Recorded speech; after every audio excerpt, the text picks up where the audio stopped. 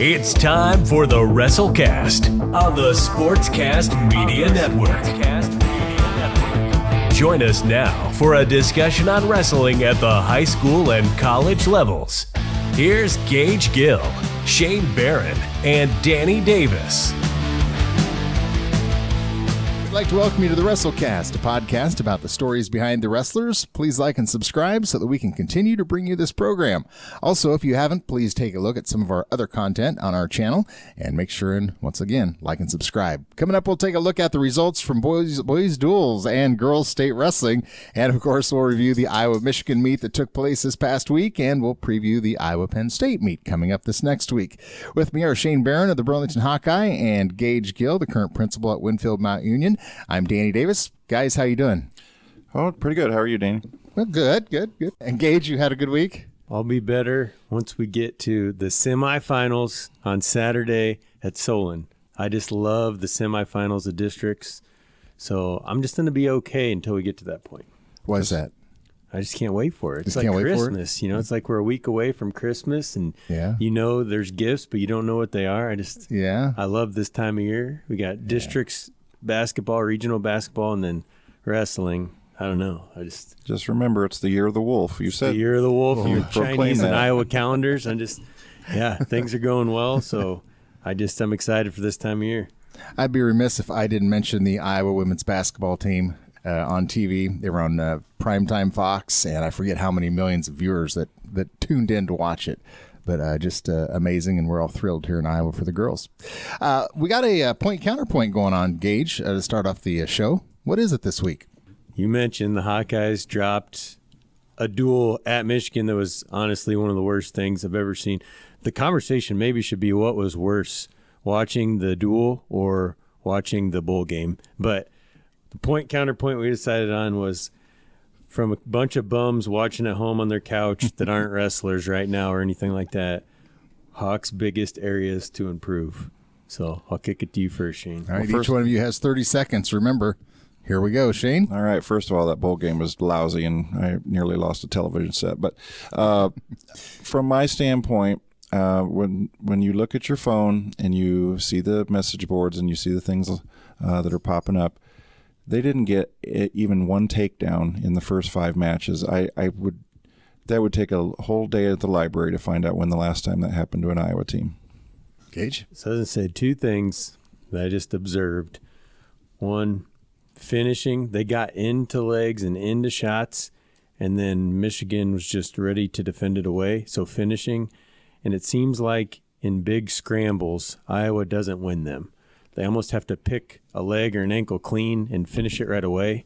So scrambling and finishing, which I guess are somewhat in the same. All right. Thanks, guys. Great stuff. Hey, boys duels took place this past week. Gage, you got the results on that? Yeah. So starting 3A, quarterfinal, Southeast Polk just dominated the defending champ Waverly Shell Rock 54-24. Fort Dodge just edged Ankeny Centennial. That's a program on the rise. Indianola dominated Dubuque Hempstead. Bettendorf beat Waukee Northwest. In the semis, Southeast Polk destroyed Fort Dodge. Bettendorf beat Indianola 31-30. So here's a crazy thing about that duel. In that last match, there's a tech fall. So this is how smart the Bettendorf fans were. Their wrestler got tech falled. If their wrestler would have got pinned, they would have lost by criteria. So when the wrestler got taken down to be tech falled, the Bettendorf people were cheering for the Indianola wrestler to win because they understood that losing the match that way helped them to win the duel to get to the finals. So you talk about smart. Did I explain that all right? Mm-mm. Okay. So the last match to go. Did he? Bettendorf. Yeah. Bettendorf is up by 6. So Indianola needs a pin, and they win the tiebreaker. It'd be 31-31 if Indianola gets a pin. They're down 6. Need a pin to tie, but ultimately it would win it for Indianola. The Indianola wrestler up 13 got a last takedown to tech fall, and the Bettendorf crowd cheered, understanding that tech fall wasn't enough to do it. Like, you needed to pin us there. I don't know. I just thought that that shows you how smart a wrestling fan base is, because usually, oh, man, you got tech falled. Then you're like, actually, we won there. So, I don't know. It just shows there's wrestling people over there. And then in the finals, Southeast Polk, my cousin Sam's an assistant coach there, 48-16. Really dominated. They were up 23-1 at one point. I thought the match of kind of the tournament, the dual tournament, was Bettendorf's Jake Knight and Southeast Polk's Carter Pearson. So they're both at 120. It's a weight class we've mentioned before on this show. Number 2 versus number 5. So Bettendorf's has the edge there. And it was one of those where we were talking about this off the air, Shane, but the Southeast Polk wrestler was kind of like Michigan, just waiting for his time, waiting for an angle. And that was Pearson, where Knight is just like a battering ram. He's like a bull just out there taking territory, just being physical.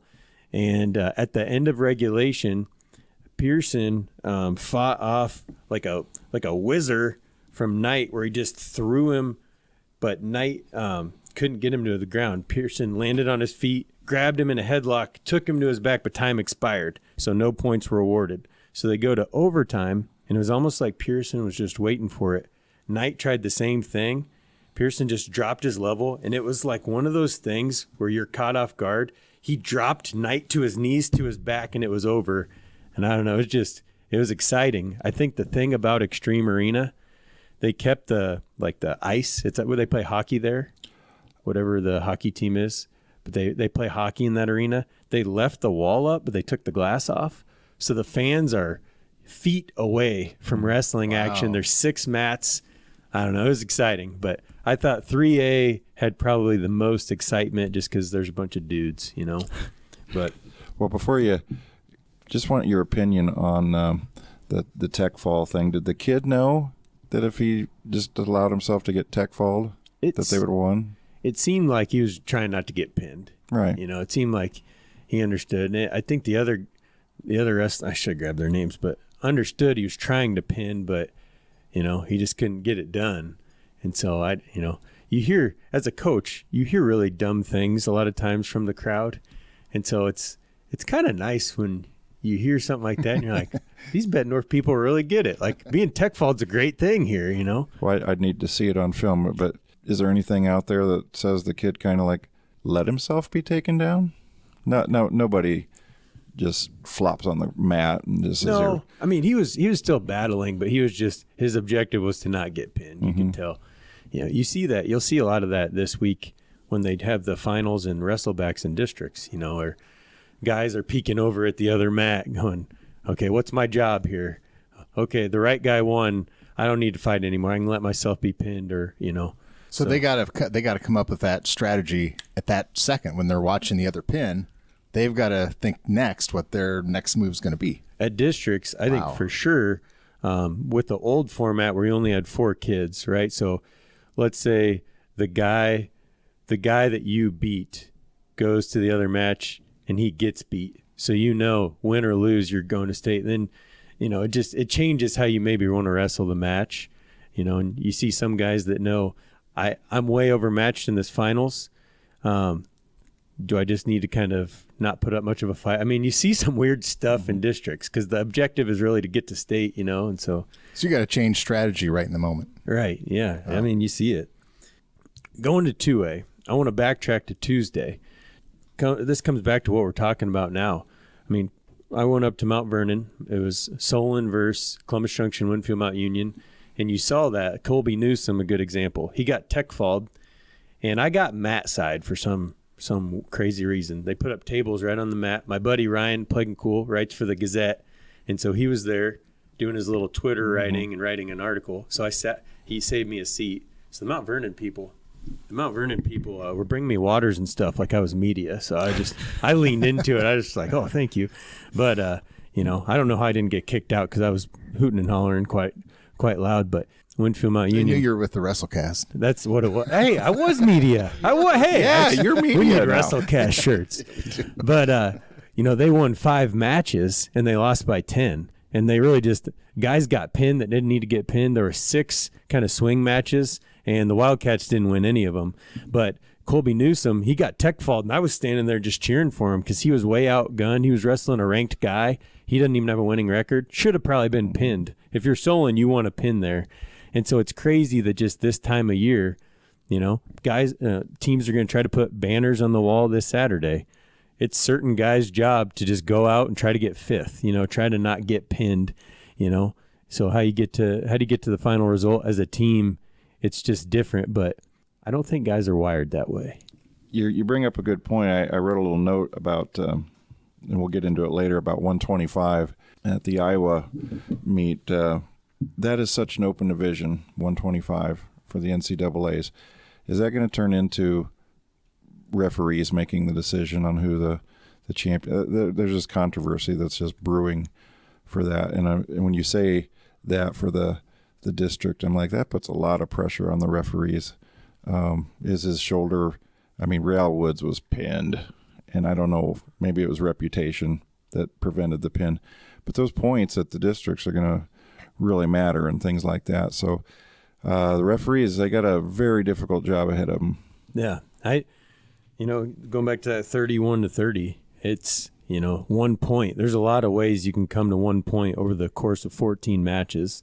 But I think that's hard because you don't train to not lose, right? You're training and you're working all year to win and get better. But really, there's some guys on your team where, hey, man, if you could just get majored and not teched, or if you could lose by decision and not majored, that might be the difference. But going on to 2A, Osage, this is the quarters for 2A. Osage beat Humboldt by 4, 37-33. Sergeant Bluff, 41. West Delaware, 24. Mount Vernon, 32. Algona, 24. And then Creston, 35. Independence, 26. And I said all the scores on purpose there, just so you know like how close those 2As were. It wasn't necessarily the best matchups compared to 3A or even some 1A matchups, but I thought the closeness was maybe the best. So then going to the semis. Sergeant Bluff Luton, 36. Osage Green Devils, we talked about them, just a great mascot, 33. And then Creston, 44. Mount Vernon, 24. And then you go to the finals, Creston, 36. Sergeant Bluff Luton, 33. So Sergeant Bluff, wins their semi by 3. They lose the championship by 3. That's Creston won their first round by 9. That's the difference between those 8 teams. Just, it was that close. And honestly, it came down to the last match. Sergeant Bluff was pinning. They were down kind of big. They pinned, and had a chance at the end, and then ultimately lost. 1A. So we've been talking about Wilton, Don Bosco, Alburnett, our good buddy. This program's a big fan of Rowdy Neighbor. Huge fans. How those 3, which one really is the best? We had the Battle of Waterloo results. Don Bosco didn't do great there. Who's the best? So coming into the duels, there was one upset in each regional. Okay, so Wapsie Valley was the upset in 1A. Not a huge upset, but they were on the outside looking in. They got into the duels. Alburnett won big. Nashua Plainfield beat Lake Mills big.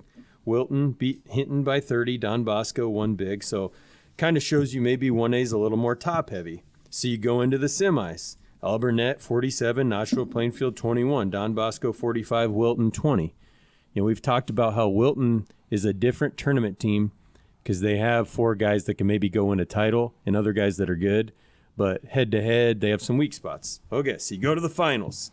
Don Bosco just looked like they maybe could have thrown anybody, had Don Bosco out there, and they would have won. They just acted and wrestled like we belong here. Mm-hmm. This is where we belong every year. We're going to put banners on the wall. We've been here before. We're not fazed by, we're not as maybe dominant, even though they have some great guys. And they ended up winning 45-31. They controlled it kind of from first match to 14th match. So I don't know what you make of that, but Rowdy Neighbors won though. Rowdy Neighbor, he dominated himself. So, well, what I noticed in 1A, it was on TV, and the finals were on TV, and the fact that it was on TV shows you how much wrestling has progressed in the last few years. You would have never had a TV station devote any time for this, but there's 3 TV screens, and I'm trying to watch all 3. And I hear Rowdy Neighbors, like, okay, I'm going to watch that. Okay, I've been plugging this guy name for the whole year. So I watch that, and by the time you look here, somebody gets pinned. I have no answer for this, but is there a way we could get more TV screen area on your TV for some of these matches. They're just little squares, and you can't. And heck, I'm 57 years old now, so I'm like squinting just to see a score. It's just that way. I mean, it's at least there. I was thinking this exact thing. So, what do you have for your streaming service? Mediacom. Okay. What do you have, Danny? We have YouTube TV. Okay, so I have YouTube TV. It's great. So they've gone to that multi-view for like football games and stuff. Mm-hmm. Why couldn't the state get a multi-view? Okay, so we're watching from New London or whatever. You've had tons of champions over the last decade, 15 years. Marcel Lopez matches up. Mm-hmm. Why couldn't we have a multi-view where you make Marcel's match huge, the other two then go away? They're kind of like on YouTube TV. People would pay more money for that. You could market that. I think so. I bet Peacock would do it. It's called Peacock. Huh? Yeah, they are like the least liked of all the channels here in Iowa right now. Well, Peacock could probably do anything you want as long as they knew I didn't like it. So, So this was a crazy thing kind of going on that. The girls didn't stop for any commercials. They went straight through. They finished a weight class. They went straight through. I know we're going to talk girls in a second. We're not there, but the boys, you still had to pay that subscription for the earlier duels because we had my daughter's birthday or second birthday yesterday. And I was, a lot of family over. I was going to put the duels up because my cousin was mat side coaching. And you had to pay a subscription to get those quarterfinals, semifinals. And I was like, I'm not going to do it because I'm not really watching that closely, but I get it. But if there was a way to go around that, I think you'd get even more viewers. you're probably too young for this, Gage. In the older days, it was public television at 6 o'clock. And if you're, New London usually had a guy at least. Sometimes they had 3 or 4. But if they had a guy in the finals, you were like counting in your head, okay, our guy wrestles at this weight, and they make one TV screen a little bit bigger than the other two because they just rotate it. And sometimes it's 1A, sometimes it's 2A, sometimes it's 3A. And you're like, okay, our guy's going to get the big TV screen. And translation is about an 8-inch TV screen. Yeah. But and the other two are 6-inch TV screens. And then there's a bunch of blue screen around it. And now it's probably a grocery store ad. But anyway, there's too many teams, too many mats. I'm not a CEO of any organization that has to worry about these things, but I think wrestling's gotten to the point where you're correct on that multi-view. I want to see that match, and if we could just eliminate some of these other things, I think you'd get even more fans. Now, girls, they don't have all the classes. I know we're going to get into it. I'm not trying to get in too soon. Danny's giving me a death glare, but no. Girls only has the one class, so what they do for each class in the finals is they have a first place bout, third place bout, and a fifth place bout. So with their 3 screens, it's easy decision. You just make the championship the big screen, third and fifth the smaller ones. Yeah, if you could get a multi-view, if they do that, let's get this posted quick here and let's invent it. Let's copyright or whatever, some royalties for it. Yeah. But work on those T-shirts first, yes, or the polo shirts. Yeah. You are media now, Gage. Yep. And you're so good at media, they're giving you drinks. I've been in the media for 30 years. They don't give me anything but dirty looks, man. like Danny Davis death stares. They're not lacking in nice things up there. I was pretty impressed. I wonder, just from your perspective, you watched it closely, do teams put their best stuff out there? If you're maybe a team that doesn't think internally, we can't win the whole thing, but my guy could win the individual title 10 days from now. Do you see a whole lot of that? Probably not at 3A or 2A, but maybe at 1A. But it seemed like teams didn't pull back. I mean, that's good. That Pearson Knight match, that's a number 2 versus number 5. 5-1.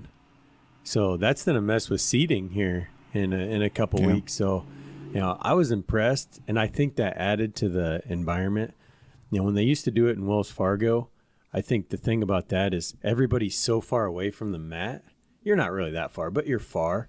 Whereas at Extreme Arena, everybody's on the mat. It's intimate, intense. It's full in there. It's not a huge venue, but I think it is the best thing. It's like the Palestra you were talking about, a few episodes ago. You're just packing this not huge place, and the atmosphere was just awesome. So, but yeah, it did seem like the coaches didn't shy away from throwing their best guy out there. That's good. Speaking of Wells Fargo versus Extreme Arena, I can't say I've been to a whole lot, but I've been to a few. But you'd have to luck out with where you found a seat. Oh, there's the New London people. We'll go sit there, and you might be in the southwest corner of the facility. And when's such and such going to wrestle? Oh, he's up now, and he's on the northeast side of Wells Fargo holds 15,000, I think, or close to it. And you're like, these are two little dots running around here. Right. So with this intimate atmosphere for Extreme Arena, that had to make the show a little bit better. I was talking to my Uncle Damon that they sat in front of the 3A mat, and he's like, we didn't leave because if we got up, we knew we weren't getting these seats back. So if you want the seat, I guess you got to park it there early. But the mats that they had, they kept the same class on those mats all day. So that makes it a little easier for duels, at least, I mean, I remember when my cousin Sam made the finals the one year in the semis, they rotate to next mat because they do consolations and semis at the same time. So it's one of 4 mats. I made the mistake of trying to guess enough where I was walking, and then I sprinted back to the mat and cut across people, and you really can't predict where it's going to be. So that's the nice thing about duels. You can park it right in front of the mat. Your guys are going to be right in front of you and have a great view. And I'm old enough to say I was at some state wrestling at Veterans Auditorium, the barn, and we were in the upper deck, and you could look down on stuff, and you could actually feel like you're part of it a little bit more. But that's not the reality anymore of high school wrestling in Iowa. You can't have a 4,000-seat venue or, right, in some cases, even a 6,000. I mean, back in the day, they had the walking area where if you had a guy up, you could walk, and then you had to stop in the standing area. Some crazy wrestling mom or dad, you've alluded to which one's crazier, Danny, I'm not sure. I guarantee you ruined that. Probably went out on the mat or something, but I'm sure you don't know off the top of your head, but what is a large crowd for a state wrestling meet? What is the largest, or what would you consider a large crowd? I mean, Extreme Arena sold out the first session of girls this year. Did they? I mean, really? they've put it there, a little bit smaller venue, but they're selling it out. The boys' finals session sells out every year. Yeah. So you're talking, 15-ish thousand people. Do you think any other state that has to do with wrestling has this kind of following? I don't know. Maybe I'd be Pennsylvania. interested to look it up. Yeah, maybe maybe Oklahoma? The states we just mentioned have so much other sports to view that maybe the attendance. I mean, Indiana basketball drew 41,000 in a dome stadium for a high school game for Damon Bailey back in the 90s. So wow. It has to do with culture, has to do with... How do you explain 56,000 watching Iowa women's basketball at Kinnick Stadium? Right. There's just nothing. Well, like you said, there's these other states have other options. I think a lot of other states split their classes up too, where Iowa, I mean, our state events all the classes are pretty much at that one venue, minus baseball has split up in the last couple of years, which honestly makes that kind of more intimate and intense too. But I think they're on to trying to make it not necessarily bigger, but sell them out and make them better. We're going to talk a little more about that in the girls segment too. All right. You guys had a idea. Gage was talking about a roundtable discussion idea earlier, and it's kind of a neat topic. So what we're going to do is there's no timeline here. I mean, you guys aren't on the buzzer or anything. We're just going to discuss what it's like or what song would be the best song to walk out to. You know what? I'm going to let Shane go this time. Okay. Well, it's an oldie, and it isn't the kind of pump your adrenaline up type song, but it's got the coolest lyrics for walking out to, and it's a Carly Simon song. Oh, see, I got you. Yeah. Carly Simon song, and it was on the James Bond. I thought he was going to say "You're So Vain" by Carly. No, well, that probably fits a lot of athletes these days, but no, it's Nobody Does It Better. Believe me, you'd lose subscribers if I actually sung a few lines, but just one of the lines is, "Nobody does it better. How'd you learn to do the things you do?" Yeah. And if you listen to the words, you could that would pump me up as an athlete. Just, nobody does it better than me, so I'm coming out and I'm going to show it to you. Gage? So I'm going to say, first of all, if you're good enough, you can come out to whatever you want. Tony Ramos used to come out to Katy Perry. Spencer Lee, his first ever finals, came out to the Pokemon theme song. No. When the fella from Rutgers, his name's, and then he transferred to Michigan. I'm losing his name right now. Came out to, Eminem's Not Afraid, the Mom Spaghetti, that one, You can really come out to whatever you want. Yeah, it sounds like maybe even the weirder, the better. Maybe it's not necessarily a pump me up song, but the stranger. I think you could tell, so Spencer Lee's gone on record saying that he goes around and plays the Pokemon Go and, does Pokemon stuff. So I think if it matters to you and pumps you up, that's really all that matters. So you could do like the Barney song. If that's what gets you going, I mean, whatever gets the juices flowing, I guess. But I have a couple that I threw out there.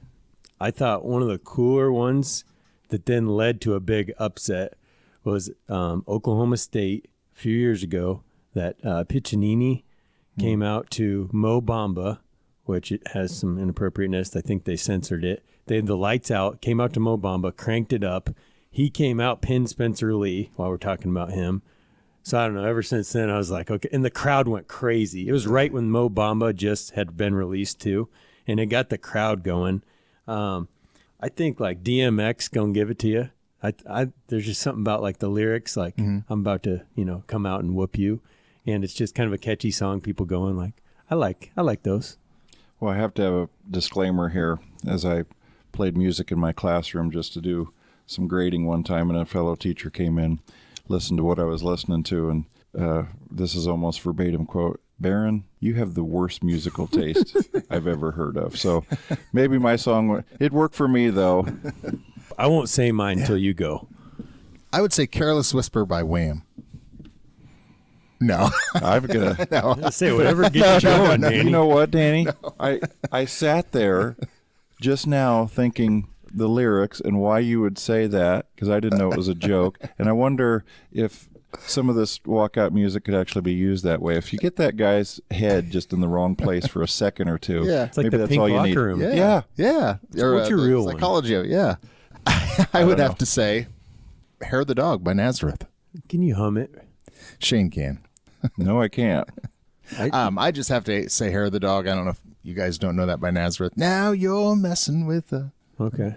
Our listeners surely know I think the WWE has it kind of going on. All those guys have good walkouts, but I like John Cena's, the time is now, you can't see me, the time is now. And then he has the little motion where he throws the hand in front of the face that Caitlin Clark was doing all last year, I go back to, as long as it gets you going, it doesn't really matter. But I think if you could get the crowd going and yourself going, like when Spencer Lee's Pokemon song came on, I think people were looking around going, is this a mistake?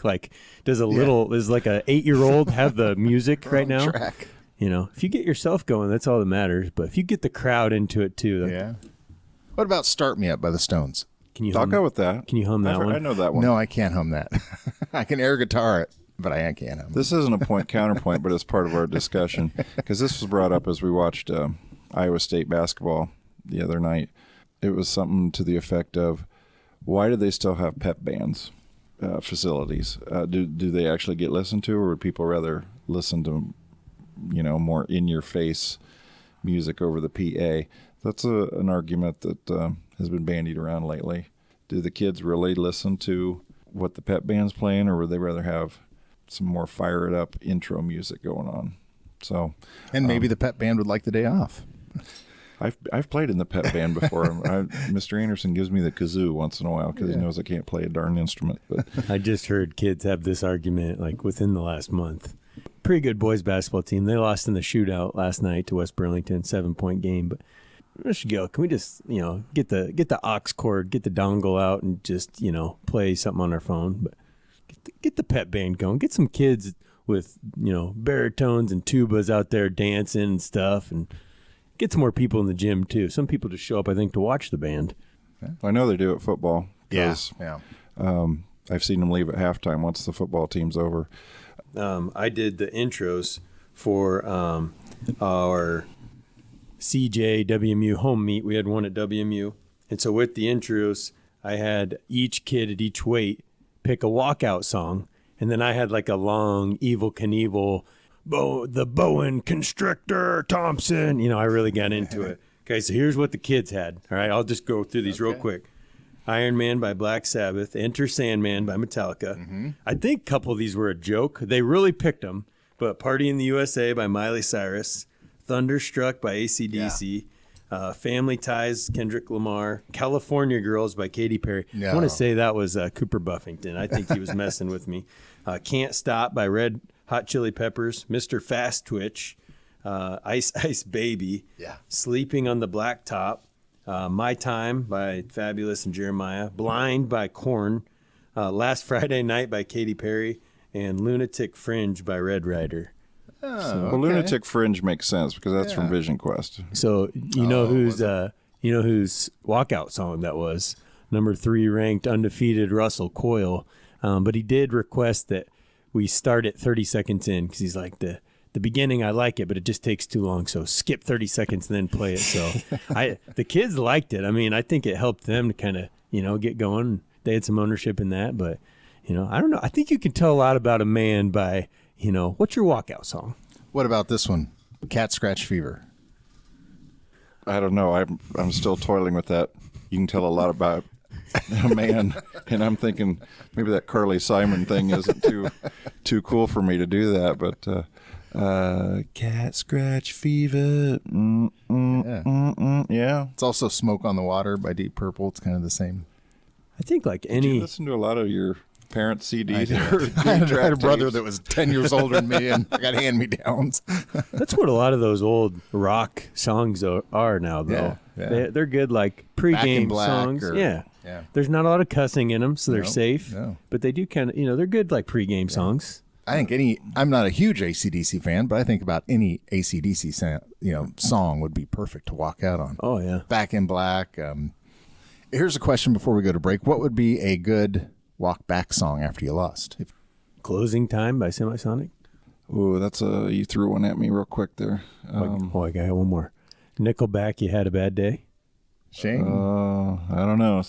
Is there something out there called I'll Be Back? Or I would just have maybe Arnold Schwarzenegger say I'll be back. I'll be back. Right. Well, that's good enough. All right. We will be right back with more talk on, we got college wrestling coming up. We'll talk about Penn State and Iowa coming up, and Michigan and Iowa here last week, right after this.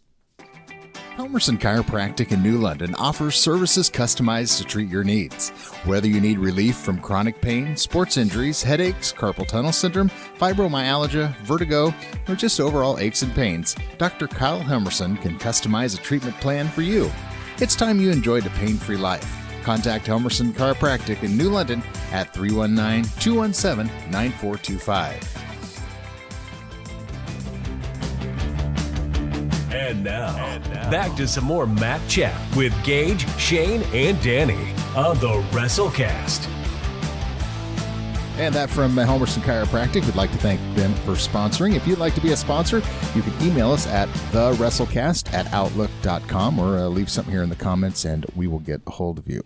Also, make sure to subscribe and like and leave in your comments. If you have any comments about the show or anything we're talking about here, what's your favorite walkout song? If you're a former wrestler and you walked out and you had a song, or maybe you have an idea for a song, well, just drop us a note here in the comments and we might read your comment next week. All right. Well, let's talk about girls' results here shortly. We're going to talk about girls' results from state. But right now we have a roundtable discussion, or a point counterpoint. I'll get it out here in a second. Point counterpoint. Gage, what is this segment's point counterpoint going to be? So I'm going to give you the background too. So sitting there, listening to the intros for Ohio State, Penn State, and Iowa, Michigan, and all these guys are state champs, two-time champs, Super 32, Fargo, place winners, national, this and that. They're all amazing. So I guess when you look even at like the backups for these Big Ten programs, they are amazing too. So what is the thing that translates, I guess, from high school to college?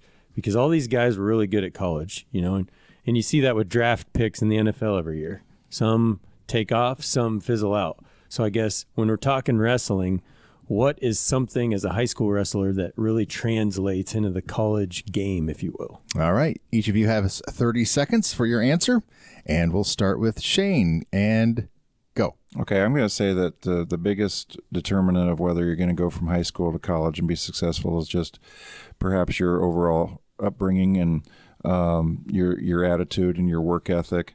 I know that there's talent and stars system for football, and some make it and some don't. So why do the ones that make it? Because maybe they have no other choice. Football, wrestling, whatever. It's it. They got to succeed, and they have that extra drive to make them succeed. Gage? Dang, I really like that. I was just going to go with defense. I mean, you see the really good guys, having like their practice matches where they tech fall, they take you down, let you up, take you down, then they eventually pin you. But when you get in those big matches, and I think because I saw this in the duels this week, when it was 2 versus 5, 1 versus 3, some of those, you don't wrestle those the same as you do when you're wrestling, I don't want to say scrub, but a not as good, a novice wrestler. And so, when you can fend anything off in any position, I think that translates to any level. All right. Thank you, guys. And we had girls' state results this past week. Just before we get into this, have you guys ever really been to a big girls' event, Shane? I haven't been to one yet. Yeah. I mean, Gage? Yeah, went to the super regionals. I decided not to go up and watch Josie Nelson just because we had a lot of stuff going on at school. We streamed it and everything. But what's it like? I mean, compared to, say, a boys? I talked about it last week. Just the super regional was run very well. I think the difference when you got to the finals was a little different. Not a lot of the matches go the full 6 minutes. I've talked to some people in the wrestling community about why. I don't know if it's because it's still such a new thing to some girls that they get out of position, but I think it's more the mindset of they are out there to pin. They're not out there to necessarily win. Like, they're out there to pin you. That's just kind of the mindset, and I think that's the biggest difference. It's exciting. I mean, it is two kids just getting after it. It's exciting. It's kind of like Iowa women's basketball, something that a lot of people maybe haven't watched yet, and then once you watch it, you start falling in love with it because it's exciting. That's girls wrestling. Is it going to continue to stay this popular? It's going to have to. I mean, we're going to talk results, and then I just want to point out some things that the Girls Union has done incredibly well to promote this state event. But, I mean, if you're a little girl watching at home or you went to the event this weekend, Thursday, Friday, there's no way you don't walk out of there contemplating wrestling, or maybe going and taking down your little brother and just smoking him, little brothers got whooped on the way out of that arena by young girls because I feel like, they're doing a great job promoting it. All right. Well, let's hear some of those results. So I said 12 weight classes. There's really 14. So we'll start at 100 pounds. So it's interesting how they've done it.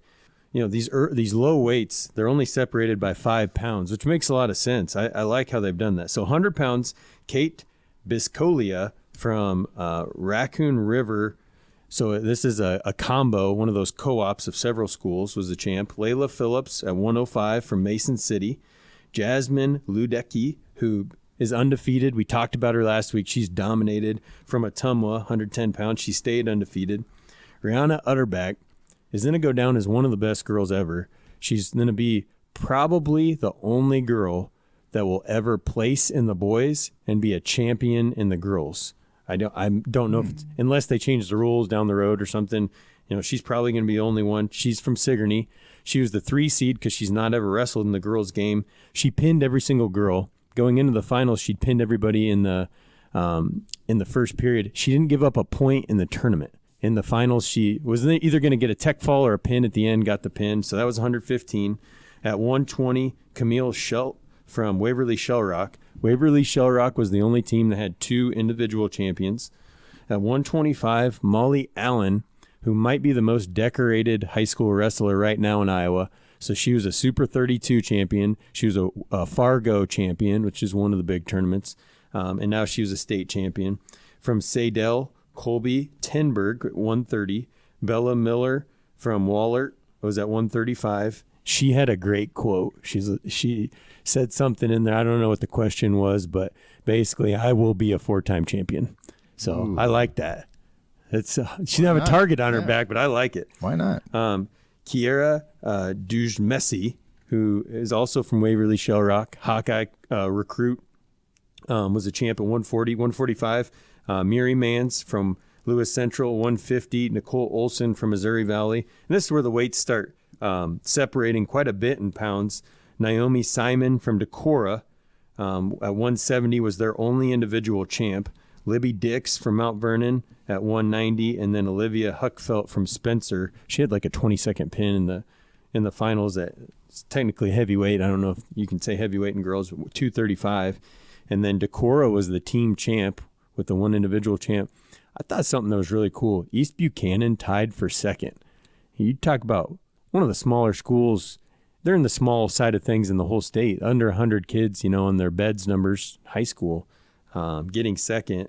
I thought that was pretty cool. I did want to point out some of the cool things, get your guys' feedback on this, that the girls did. So you wrestle your finals. So first off, for finals, free stream, okay? There's only one class for girls. In the middle's the championship. On the outside, it's the 5th place match and the 7th place match. So they announce the 5th and 7th place matches, and then they turn the lights down. They announce who's in it. Then they turn the lights down. These girls aren't just standing there. They're up a tunnel, and when they hear their name, they come out. When they turn the lights down, they put on walkout music, and there was a lot of AC/DC and Metallica, by the way, so that's what the girls' union feels about it. No Carly Simon or Wham? I did not hear Taylor any. Swift? I did not hear any, but, it was. I wasn't physically there. I just watched on TV, so there could have been some Carly Simon. Should have been. Mm-hmm. And then they pumped it up a little more, and these girls came out, and they had like the fire, like the flamethrowers, and then the girls ran out, and they had like the spotlight on them, and then they turned the lights on and wrestled them, and they just went through from one weight class to the next. No, commercials or no podium stuff, so it just kind of kept you intrigued and whatnot. So that was awesome. I think maybe even the cooler, and I don't know, this is just probably because, to be honest, the lady announcing, I think, could have leaned into it a little more. Like if I was there, I would have gone wild. But one of the coolest things about it, after your finals match was over, pretty much all of them went and hugged their coach, jumped on their coach, whatever. They had the bracket there, mat side, next to the championship mat. And you, as the champion, got to go take the marker and sign your name as champ to kind of stamp it, as, I'm the champ. I don't know. There's something about that that's pretty sweet. And the champ gets that board? Yep. You take the board home just like any other tournament, but you got to sign your name. I don't know. What do you guys think of those traditions? I think everything you said was right up the alley of what all teams or schools should at least aspire to. You want the state title, the state tournament, to be an experience that is special, that is memorable that might be the highlight of some people's life. If you can fondly reflect on, nobody wants to be 30 years down the road and go, I wish they'd have done that for me. Just that kind of stuff. I know you can't please everybody, but the more special you can make it, and that turns into a nightmare sometimes. Right. The fire and the thing. You want to feel like all this hard work has paid off, and look at where I'm at now, and the pump up music. I get that's good stuff. I have really noticed, just covering some high school basketball in our area, every team has upped their game on pregame rituals and stuff. West Burlington has a big video board, and they try to make it look as professional as they can. There's very few schools that say, okay, tip up throw the ball up. They either have an announcer that really gets into it, or the pep band plays some song, or they have some song on the PA that basically I think they've all tried to steal from the Bulls. With the Good point. With the Michael Jordan, every team has tried to give their own little show. I can just envision parent complaints of this, that, or the other thing, but it's a special experience, and whatever the state can do along those lines, beyond getting ridiculous about it, we can't have a half-hour show, but it's good stuff. Why is the Super Bowl so powerful? Is that why Carly Simon's playing halftime? Quit with this Carly Simon. I thought it was a good idea. You obviously... So did Carly Simon. Carly Simon's probably getting royalties off the WrestleCast right now. Probably. No, Carly, you go on YouTube and you listen to that song, and you'll know exactly what I'm talking about. Great song. I like your point of the Super Bowl too, Shane. Kind of like the Rose Bowl. There's pageantry. There's the other stuff. Let's be honest. Most people aren't tuning into the Super Bowl to watch the football game. They're tuning in to watch the other stuff. There's going to be your diehard wrestling fans that will tune in, But most people tuning into Girl State Wrestling know a girl, or it's a girl from their town. But if you now know, oh, they turn off the lights and they throw the flames and they intro them and then they sign their name, now you're going to start getting people that don't care. I have no skin in the game. I just want to go watch all that. Yeah. You know, I want to watch girls cry and hug their coach and sign their name after, because that's awesome, you know. That's kind of, Caitlin Clark was in a press conference here a couple weeks ago, and she was talking about, we're going to these stadiums and we're providing entertainment. She said, I know that people want to see 3-point shots. I know they want to see a great game. She said, so it's more than just a game to us. It's more, we realize that we have a job to do, and that's provide entertainment. Now, Shane, Gage, you guys have probably been to stadiums, arenas, or wherever. It's a good game, but the announcer is just monotone. It's the same old music game after game, and it doesn't sound like the announcer's into it. Maybe the players just kind of walk on the field, and that's just it's kind of old. It's stale. And I think that, these arenas, these stadiums, whatever, need to up their game. And I think people want entertainment value, and they need to know that they're going to this wrestling meet or this basketball or football game. And regardless of the score, they're going to be entertained. They want goosebumps. When, Yes. They want somewhere along the lines like, wow, this is about to go down type of thing. Going back to what you said about, Caitlin Clark, I think Spencer Lee had a similar quote, and so did Michael Jordan in The Last Dance, talked about how he'd go into an arena and he knew on the road or even at home, there's somebody that's never seen him play. Yeah. And so he felt like it was his duty to give them this is what Michael Jordan's all about, and Spencer Lee's talked about that, I know too. Just, there's kids that Iowa men's wrestling has been sold out now for years at home. And so kind of take it upon himself to, if you're coming to watch us, I want to give you a show, because this might be the only time you get to see me wrestle. And so, I think when you can add the other stuff, it makes it better. Like I love how a lot of the colleges raise the mat up on a platform and put people mat side. I mean, that's awesome. You had the bout at the ballpark, I think 2 years ago, where the Hawkeyes, Oklahoma State, wrestled at the Ranger Stadium. They did the grapple on the gridiron at Kenneck. But now you see those, like throughout the summer, there was a bunch of those like tournaments who they wrestled at football stadiums. And just the more stuff like that you do, I think the more the sport will grow. But I don't know where I read it or saw it, but Michael Jordan did have that feeling about himself, and that it might be a walk from his hotel room down to the ice machine, but that might be the first time and last time some kid ever sees me. So he wore $3,000 suits, virtually everywhere he went, or tried, whether it be wrestling, basketball, they have to realize that they're the show. And to make the show part of the, a person a long time ago had a girl qualify for the state track tournament. They were, nudging me in the ribs like, what am I going to do at state track? I go, you'll learn really quick that you will root for somebody. And let's say your team is not in that event, you'll root for the team that's 20 miles away, and you'll end up enjoying yourself. You'll just watch the track. Track maybe needs to borrow some of that stuff. They got to put a little show in between the events, things like that. Wrestling's kind of on the right track, I think. I think Coach Griffith said it really well in last week's episode, that at the end of it, you're trying to win and, be real successful, but, you're trying to leave it better than you found it. And so, all these girls right now, they're kind of the pioneers. I mean, there's not been a lot of them that have done it in a sanctioned way. They're kind of leaving the first marks on the sport. And, the girls in the stands right now are the ones that are going to be there, trying to break the records and stuff like that. And it's funny, I was listening to a big sports podcast, pardon my take, they're semi-inappropriate, and they're talking about how there's probably a junior high kid right now that'll be catching passes from Patrick Mahomes, because he's going to probably play that long. And right now there's probably a girl in the stands that is going to decide to go wrestle because she experienced what she experienced at state, because she was there to watch somebody else that will be a state champ, and we'll have a picture of her with Ludecky or with Utterback, and then get a picture of her as a state champ here in, 8 years or so. So that's what I love about those events. Sorry, Dane, did you, there's an instance a long time ago with one of my track guys at state, and Harrison Barnes was competing in the long jump, and he comes over to me, my kid, and goes, hey, that's Harrison Barnes over there. I go, get his autograph. He goes, he doesn't want to do that. And I go, yeah, he probably does. Did you see little girls getting autographs and pictures with people like Utterback and things like that? I'd go back to your track thing. Cooper DeJean and Caitlin Clark were both at state track last year to watch their brothers separately.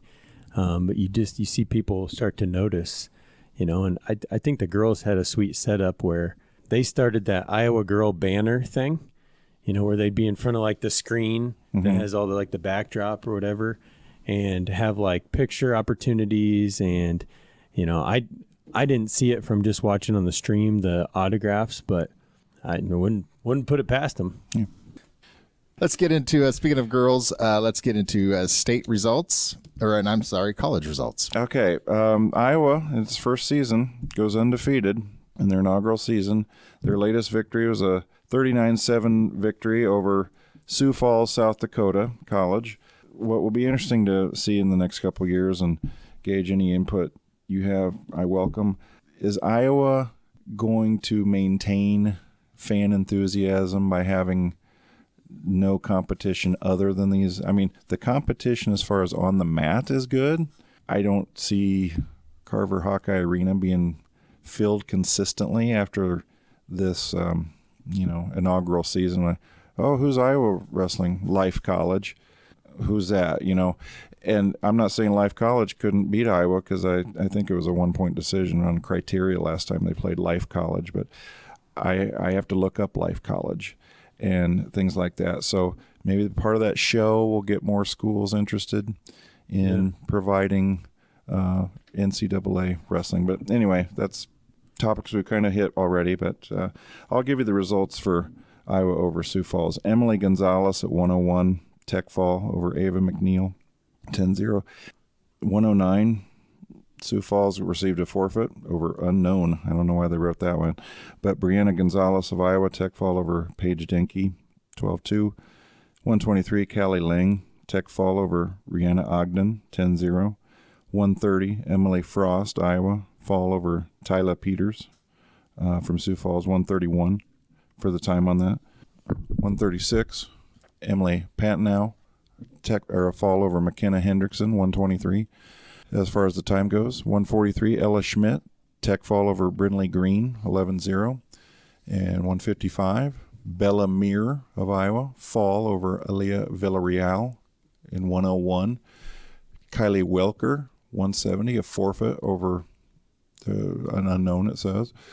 191, Olivia White, decision over Zoe Adam, 8-4.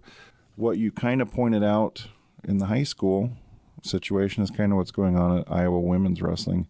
A lot of Tech Falls, a lot of dominating matches. It'd be interesting to see in the next 4 or 5 years how that kind of evens up, and whether more the Big Ten is such a wrestling conference. I just, there's got to be some ADs in the conference thinking, I think Iowa opened the door, we better jump through there and get involved. Something going back to your point about how do you get people in the stands. So something about it the ballpark did a couple years ago when Iowa wrestled at the Rangers Stadium against Oklahoma State.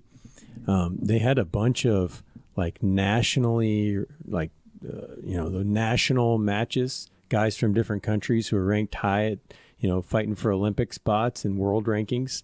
They had those as prelims. Mm-hmm. And so they had an hour of those, hour and a half of those, and those were the prelims, and then the Iowa, Oklahoma State. So I wonder if they could do something like that, have some prelims. It's kind of like a boxing. Yeah. Or you see UFC, the not main events, and then now it's time for the main event. That card. So I wonder if that's it. I also think those Gonzalez sisters, I don't know if we mentioned it, or Gonzalez wrestlers, they're sisters, right? I'll plead the fifth, but I think you're right. I think they are, which I saw that the younger Kennedy for the men's just committed. So next year, Iowa will have those Gonzalez sisters Kennedy's, Seabrechts, Voinovich.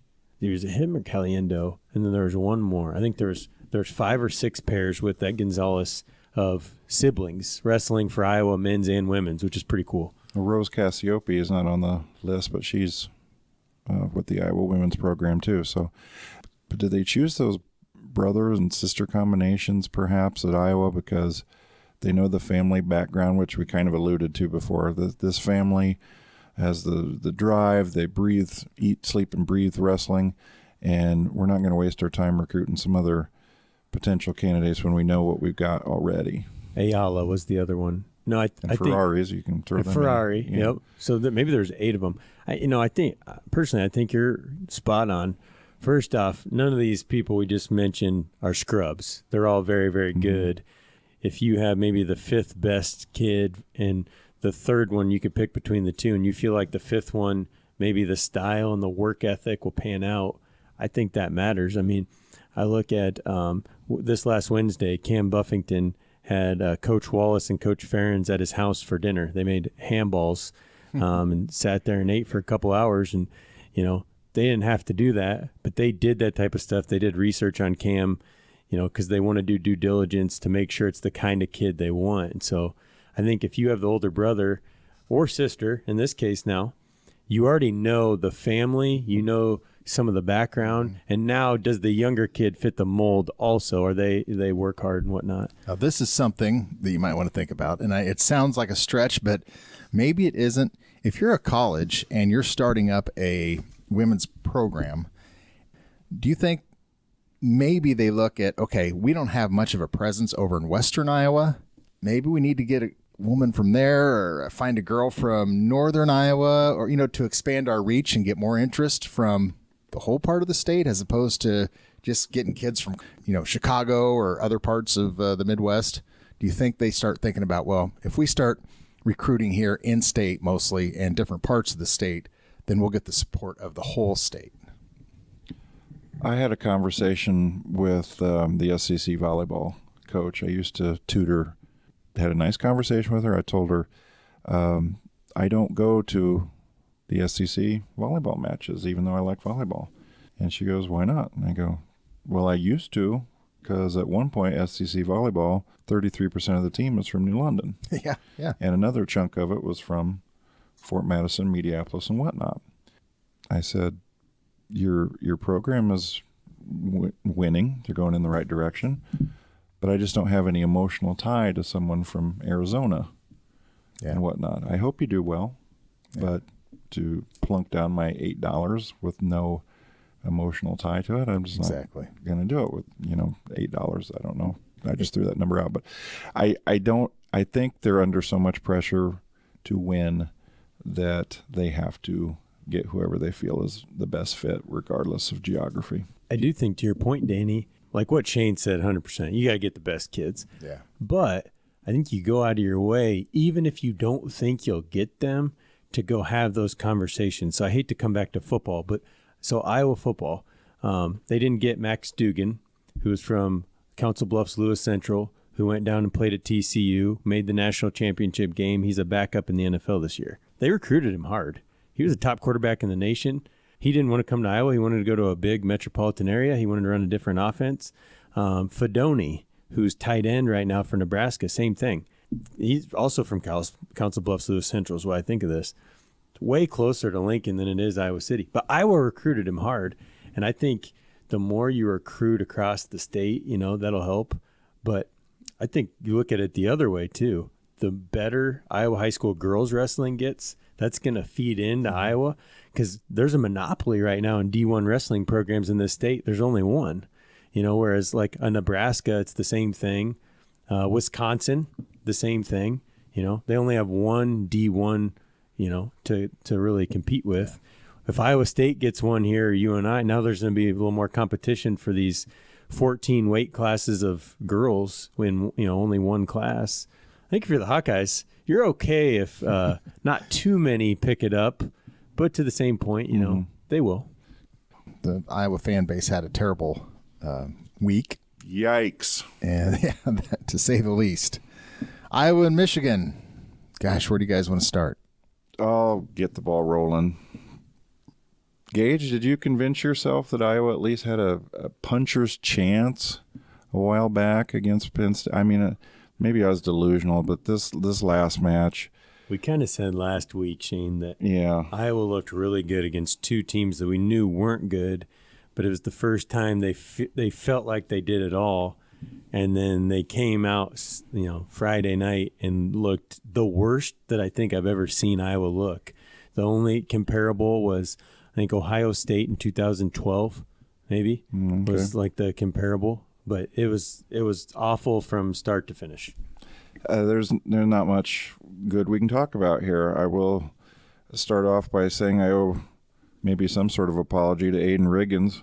He's looked great lately. He's won 2 in a row. I kind of thought he was the weak link of the team, but he was only one of 3 people that even won up in Ann Arbor. He gets a 6-5 win over Joseph Walker. Glazier is my guy from now on until he is still doing well. He got bonus point. He's the only guy that got bonus points. Has remained undefeated. I think they count undefeated as the soldier salute, even though, technically he probably should count that as a loss, 4-1. But anyway, to AJ Ferrari. But anyway, he beat Bobby Strigow 19-4.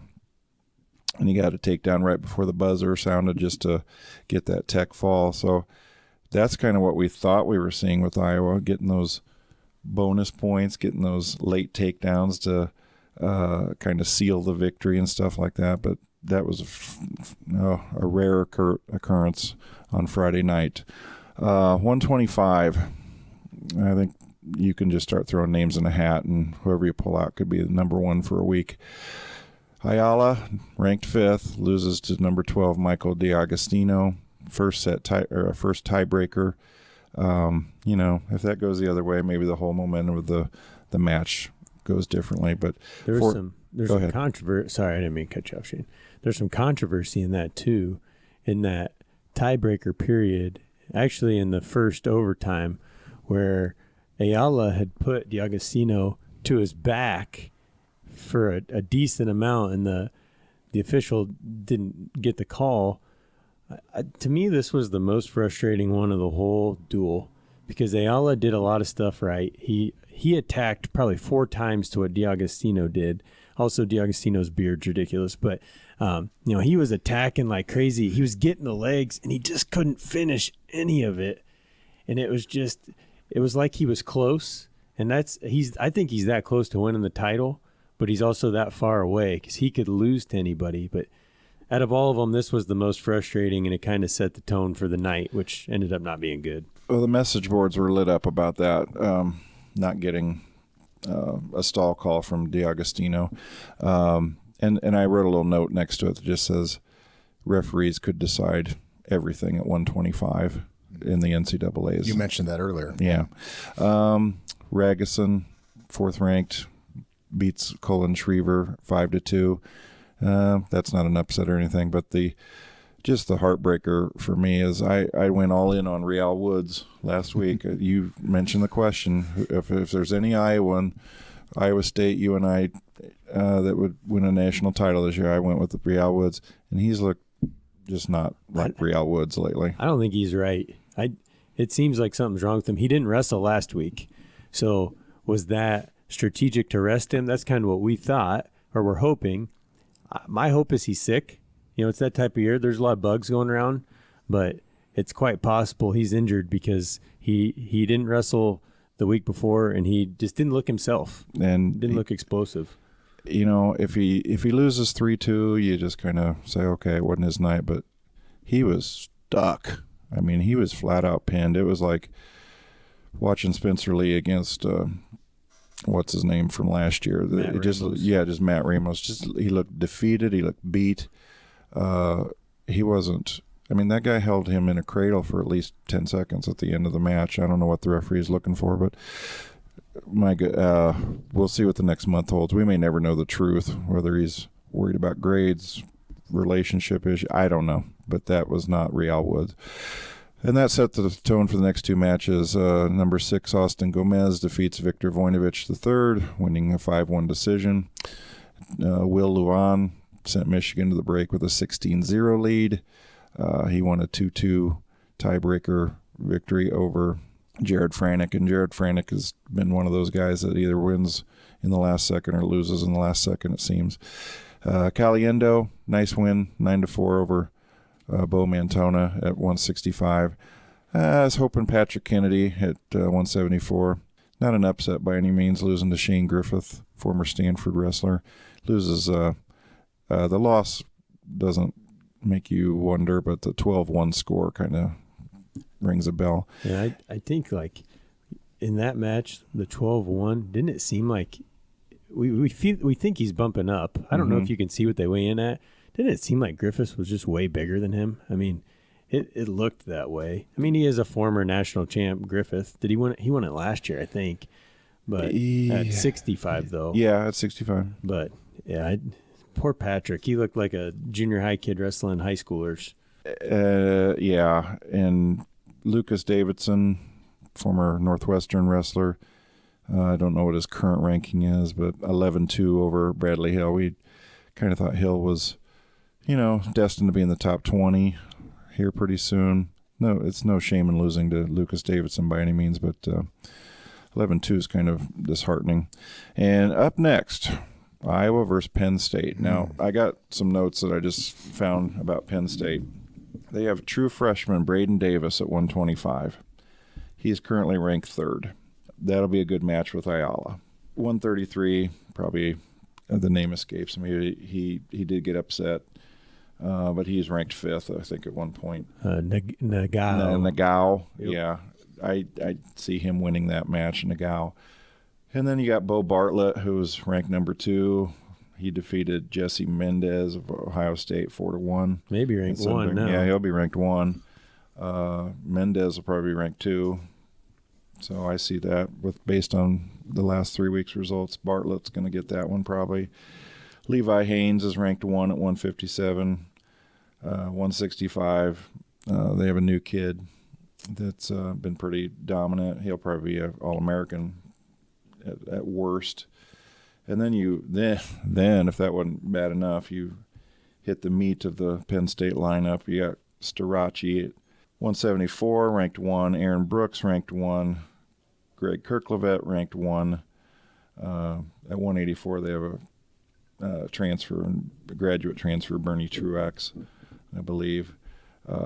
He got beat the other night at Ohio State. Penn State won 28-9 and improving 8-0 the other night. I just wrote down, Gage, I think you'll feel pretty much the same way. They're just too good. They're too dominant. They have too many guys, and guys that are their weak spots are ranked in the top 10. Yeah. So I think trying to be positive going into this is how I'm looking at it. Can Ayala win a match that's probably a coin flip match? He might be a slight underdog because he's not got dominated by anybody. He could definitely beat anyone. So can Ayala win? If Real Woods isn't hurt, can he get back on track? Because he's probably going to have a chance to get his number 1 ranking back. So that's big.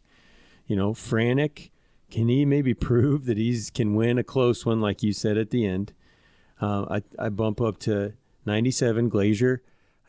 Unpopular opinion, but Glazier's probably wrestling at the weakest weight class in the Big Ten right now. But can he stay undefeated? That would make the people happy.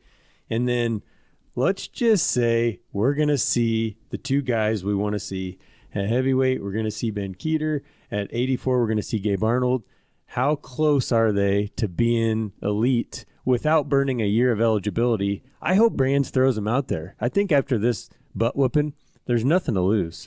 Throw those 2 guys out there. If there's one silver lining in that, I agree with you that this was such a disheartening performance against Michigan. There's nothing to lose now. There's nothing to lose by throwing Keeter and Gabe Arnold out there. Let's see what they got. It won't hurt anything. I don't think Arnold or Keeter are the type that would be mentally or emotionally damaged if they were just beaten by superior wrestlers at this point of their career. Either it's got to send a message to those 2 guys that they're either not ready or they are ready, or it's got to send a message to the rest of the team that something's got to change around here. Yeah. I've had conversations with people who know wrestling very well. what is going on in the Iowa wrestling room? Why are we always in February and something just starts to slide to the south a little bit? Training, do we not have tough enough matches in the beginning? Do we start looking at changing our schedule? Just, when you were ranked number 2, but I'm an Iowa fan, so that's what I worry about. Basketball team has that midseason slump too. The men's team seems to have a slump year-round, seemingly. Every other week. Any other predictions or any other last words, guys? Well, we'll just give some love to Iowa State. Yeah. We don't forget them, but they don't seem to make our radar because they're not on the Big Ten Network. So Iowa State wins their senior night 29-11 over West Virginia, and West Virginia's wrestling UNI as we speak right now. So some of the people you need to be aware of that definitely are podium people for Iowa State. Evan Frost, ranked number 8th. He gets a tech fall. Ranked 10th, Casey Swiderski at 149. He had a tech fall. Cody Chittum, former Iowan. We've been kind of keeping an eye on him. He had a major decision at 157. And then David Carr, who could definitely be the champion this year at 165. He decision Peyton Hall, 10-5 at 165. And then younger Bastida, the heavyweight's kind of like, I think anybody in the top 5 or 6 could be titled there too. So just want to throw some mentions to some wrestlers that we're kind of keeping our tabs on. Lane Scorpel, he just won his last match. They didn't have a record for him, though, on the William Penn website, but he's doing well. He was an NAIA qualifier at Iowa Wrestling. We know the Scorpel name is big at Winfield. 3-time state place winner. And then had to transfer to William Penn, obviously, as Iowa Wesleyan closed its doors. And Marcel Lopez is still winning. He won his last match. And I did find a website. I wish I would have printed it out now. Lopez is regarded as the number 2 wrestler at 133 in the MAC conference. And whether or not that sooner or later ends up to be, if he was to snag that 32 or 33 spot at the NCAAs, I wouldn't be stunned. That's Lopez out of New London. Yeah. Yep. So I mentioned my cousin Sam. He was Matt's side. He's an assistant coach on that state champion team for the duels at Southeast Polk. Coach Griffith, who we had on last week, his squad went to the Makeup Waco tournament, and they were team champs. They had 3 individual champs, Caden Hostine, Joey Glendenning, and Mason Johnson. So congratulations to a friend of the program, Coach Griffith. Oh, yeah. And then you mentioned this, Shane, but I'll throw it out there. There was a sports car sighting south of New London this week, and I saw that it got put on social media, and I think some of our other friends in the area have been talking about it as well. But AJ Ferrari and his younger brother and Brennan Swafford, too, all went to the Skunk River Wrestling or Skunk River Fighting. Yeah, it's a Gabe Lemley's club that he has down there. Really? All 3 of those guys came down, which is pretty cool, and Gabe Lemley is a bad dude that's a really nice guy. Yeah. It's a weird thing, like a nice guy that could just destroy anyone. Well, his dad and his uncle were the same way. Okay. And so it's cool that his gym that he has, seems like he welcomes anybody in there, and he had some pretty famous guys in there. I saw a picture after their workout, and AJ was doing the splits. Yeah. I saw the picture. I'd been kind of tipped that he might come there. Jake Cadle was there, William Penn women's coach. They just go to work out, and I don't know how often they've done that. I'm still trying to get my name in there as like, hey, next time that happens, I would kind of like to maybe attend. Get him on, Gabe on as a guest. I think Gabe would be an excellent guest. I'm going to work on that. Great. But I think the word is out that you want a good workout and some good competition, and maybe no media except for me and Gage hanging out. They go down to The Gabe's WrestleCast house. will broadcast it. That's why I need that polo shirt. And I won't play Carly Simon either. No Carly Simon. That's what I was not allowed in missing. that gym. No, there's you've used the phrase hammer. Man, that was like a Lowe's lumberyard hammer. I mean, geez, those guys were just ripped. All right, guys. Well, thank you. I want to thank you for listening to the WrestleCast. And my name is Danny Davis, and we'd like to remind you to subscribe and like. And if you have any comments, please leave them in the comment section. And as I said earlier, we'll refer to them next week, or maybe you have some opinions. We'll talk about them next week as well. I want to thank Helmerson Chiropractic out of New London. And, well, that's going to do it for this week. I'm Danny Davis for Shane Barron and Gage Gill. We'll talk to you next week. That's it for this week's edition of the WrestleCast. For questions on advertising on our program, or if you'd just like to drop us a line, you can do so at sportscastmedia@outlook.com. Follow Sportscast Media on Facebook, or go to our website at www.sportscastmedia.com. The WrestleCast is a presentation of the Sportscast Media Network.